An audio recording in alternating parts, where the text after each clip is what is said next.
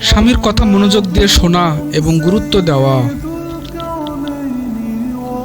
স্বামীর জন্য সুন্দরভাবে সাজা ও পরিচ্ছন্ন থাকা। স্বামী ঘরে ফিরলে হাসিমুখে স্বাগত জানানো ও সালাম দেওয়া। স্বামীর পছন্দের খাবার রান্না করা ও ভালোবাসা দিয়ে পরিবেশন করা। স্বামীকে আমার ভালোবাসা, আমার হিরো ইত্যাদি মধুর নামে ডাকা। স্বামীর পরিবার ও আত্মীয়দের সাথে ভালো আচরণ করা। প্রতিদিন স্বামীর জন্য দোয়া করা, তার রিজিক, হিদায়ত ও সাফল্যের জন্য। স্বামীর দিনদারিতা ও ইবাদতের প্রতি উৎসাহ দেওয়া। স্বামীর কষ্ট বা টেনশন বুঝে পাশে দাঁড়ানো, তাকে সান্ত্বনা দেওয়া।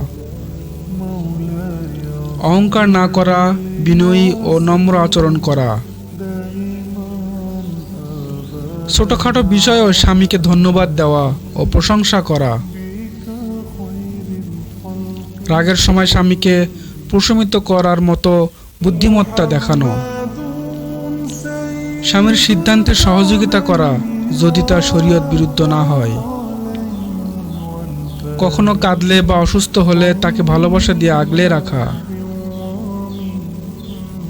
স্বামীর পছন্দের পোশাক, খাবার বা অভ্যাস নিয়ে আগ্রহ দেখানো।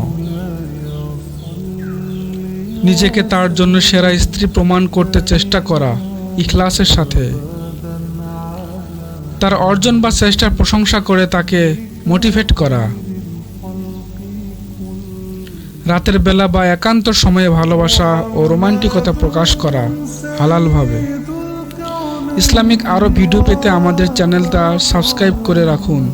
ধন্যবাদ।